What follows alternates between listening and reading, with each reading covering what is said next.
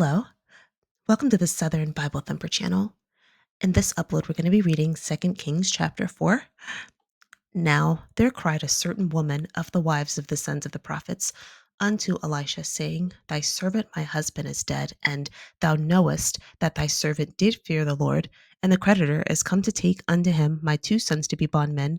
And Elisha said unto her, What shall I do for thee? Tell me, what hast thou in the house? And she said, Thine handmaid hath not anything in the house save a pot of oil.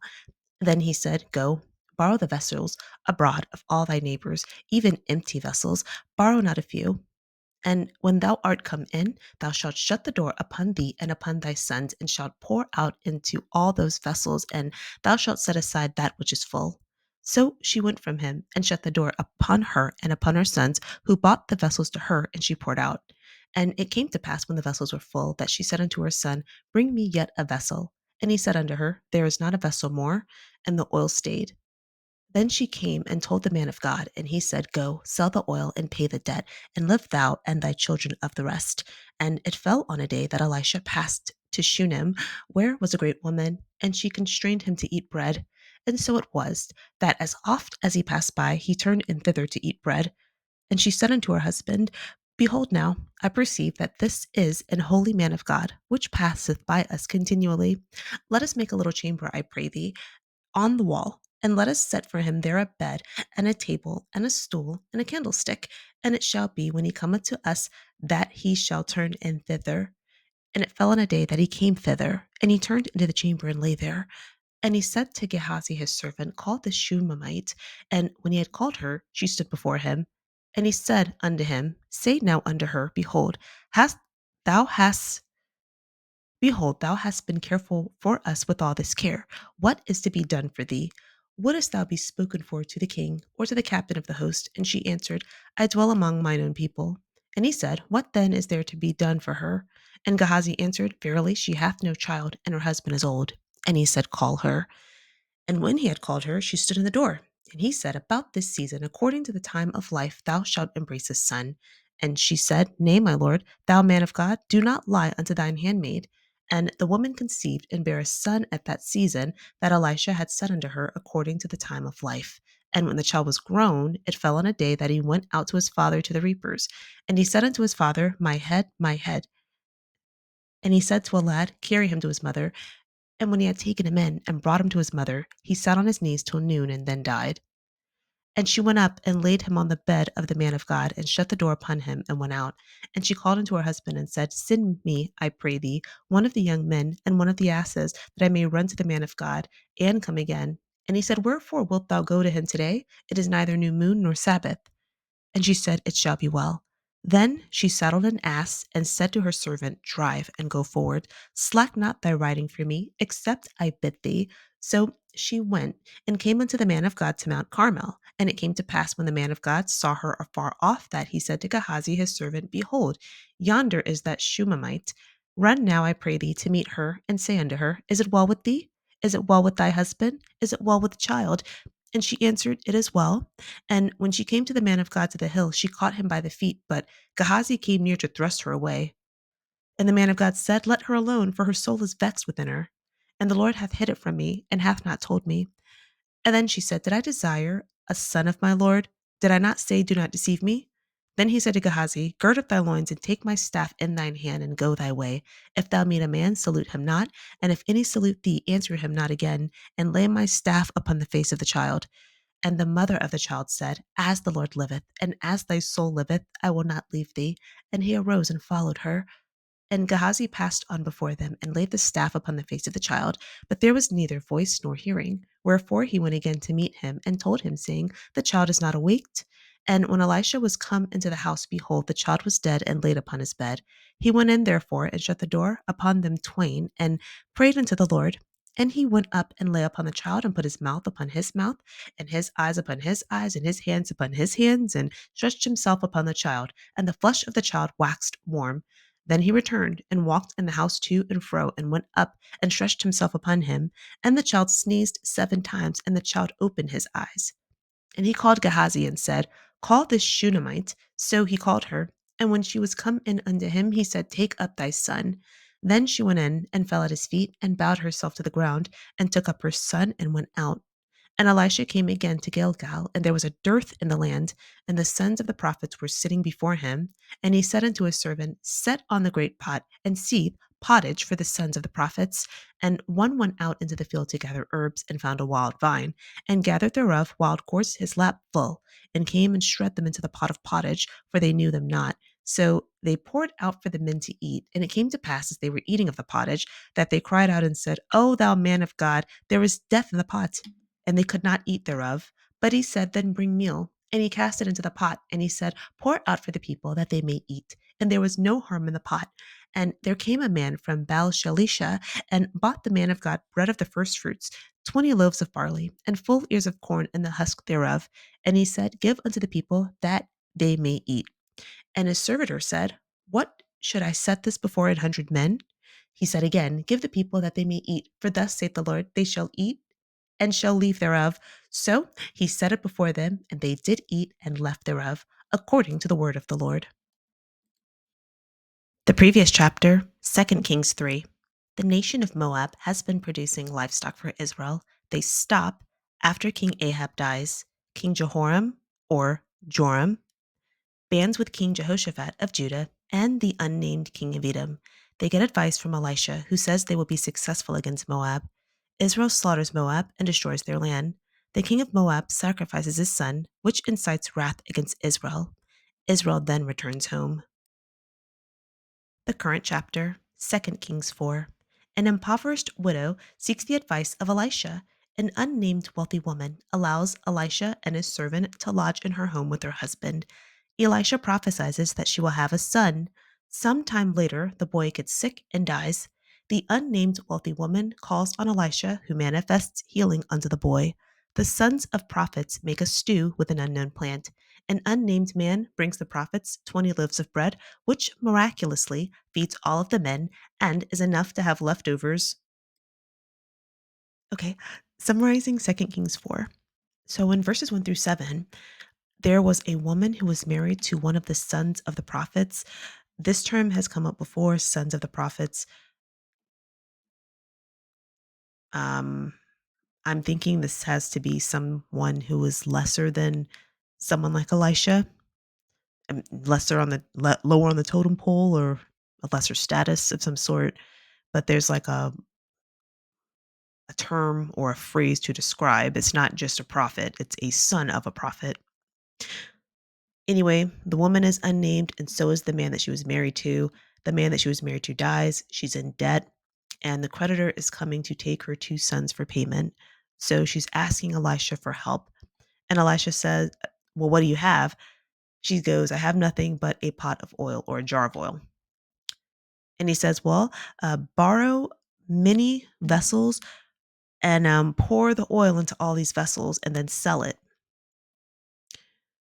So she goes home, fills up the containers, and then in verses 5 and 6, she has enough oil that after she fills up all of the vessels, she still has some left. And so when she tells the man what happened, or she tells Elisha what happened, and he says, Well, sell the oil, pay your debt, and then live on the rest. So this was a lot of oil. So that's the end of that. Now, verses 8 through 12, or 8 through 17. Actually, it's longer than that. But verses 8 through 11. So Elisha went to the city Shunem, a prominent woman, or in the King James, it says a great woman. And this just means this is a woman in the opposite situation as the first woman. The first woman was in debt. This woman is wealthy. And she has enough to where she lets Elisha uh, eat with them, or invites him to eat at her home with her husband. And so each time Elisha passes this woman's home, he's able to stop there and eat. And so she tells her husband, like, let's set up a bedroom with, a lamp and a bed and a chair so he can have somewhere to stay. So this woman is also unnamed, the woman that helps Elisha, kind of like the woman who let Elijah stay in her home and she was a widow. She's unnamed as well. So I'm just pointing this out because a lot of times when this is read from I hate to say a male perspective, but the emphasis is placed on the woman's faith as opposed to what the man records and remembers about her. And these are, we're assuming that these are men that are recording this, and they are not recording the names of these women who do good deeds, but women like Jezebel. She's, we know a lot more about her. Just something to pay attention to because sometimes these patterns with people, we see them in real life. And so a lot more can be gained from this word if we look at it through that lens instead of just focusing on the faith or, sensationalizing faith. So, okay. So the woman that knows Elisha prepares a room for him, tells her husband, this man should be staying here with us. So, in verse 11, he's there at her home, laying down, and he tells his servant or attendant, Gehazi, call the woman here. And so he says that he wants Gehazi to ask her, is there anything that he can do for her because she's been so kind to him and his servant?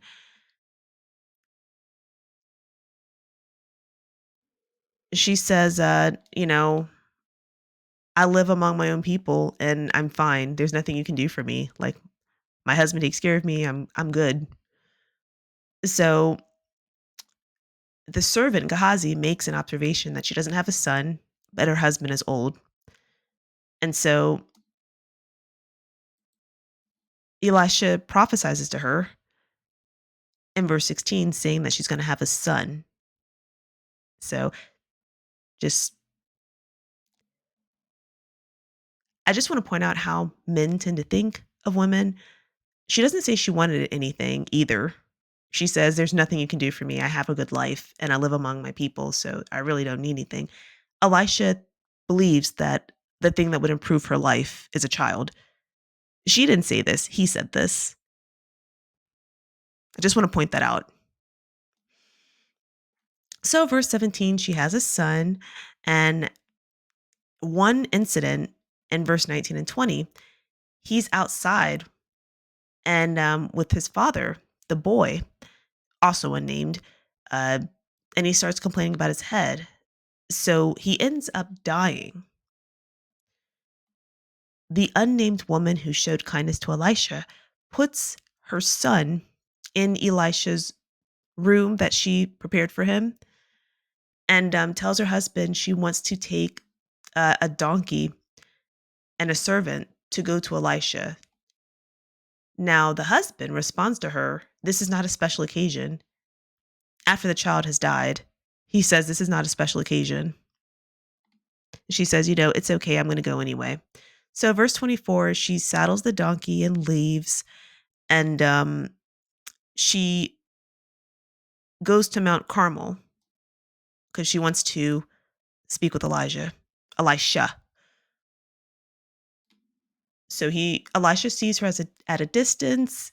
He tells his servant, there's the woman, tells his servant Gehazi, go meet her, ask her if she's okay. And she answered, yes, it's okay.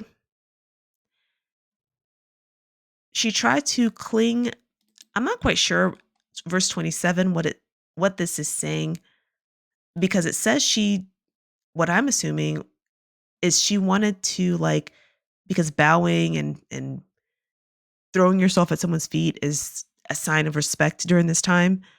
So it's like she was trying to do that to Elisha, and Gehazi came to push her off of him, which is strange because this is a woman that let Gehazi and Elisha stay at her home. On top of that, just, I mean, you're not his bodyguard. I don't know. That was strange to me that someone who showed both of them kindness, when she's coming to respect you, he's going to push her away.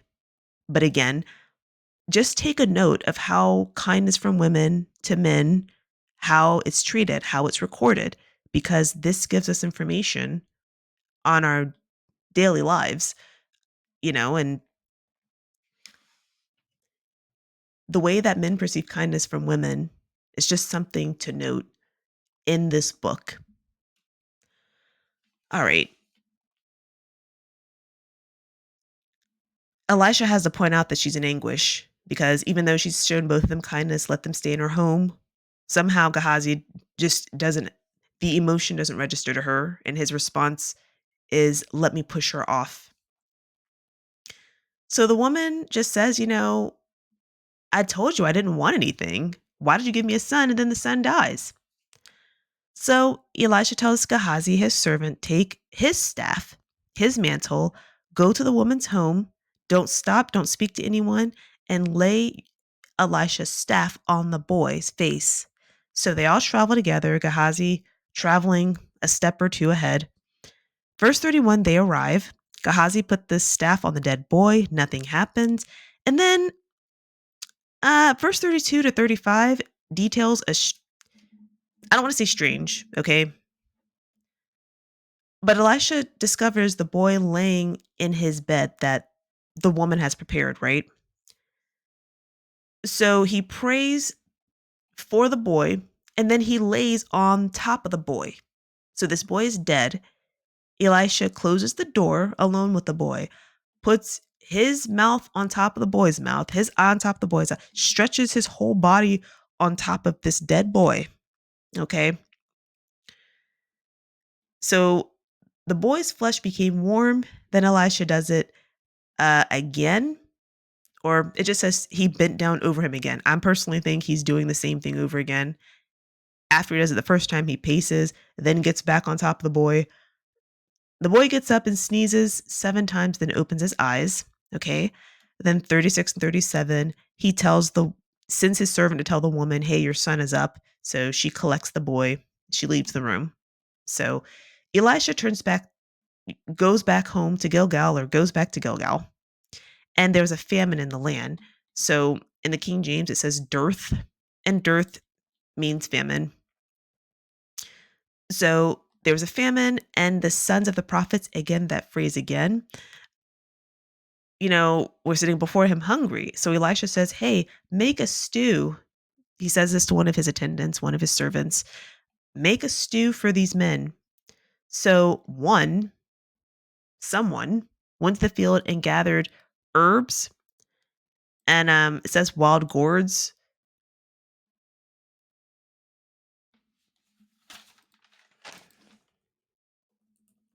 I think a gourd is like squash. Okay, tendril bearing vines, cucumber, melon, squash, pumpkin. Okay, but the point of this is they didn't know what this plant was. So they're assuming it's something that's edible, but this is during a time of famine. So they made a stew, but the stew started making men sick. So they couldn't eat it. So Elisha said, get some flour, serve it to the people. And after putting flour to this poison stew, now it was edible. Then there was a man who came to give them 20 loaves of bread. And from the first fruits, the first bread of the harvest, this feast of the first fruits, it's somewhere in Leviticus, but I did not look it up. But I know it's there.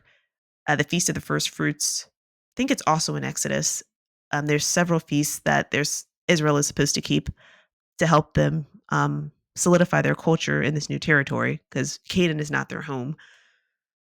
So a man comes to bring the sons of the prophets 20 loaves of bread. The man says, how am I supposed to give this 20 loaves to all these men? So Elisha just says, just give it to them anyway. They have enough for all the men to eat, and there's leftovers. So that was great. Thank you so much for clicking on the video. I love you. I love you. I love you. Have a wonderful day.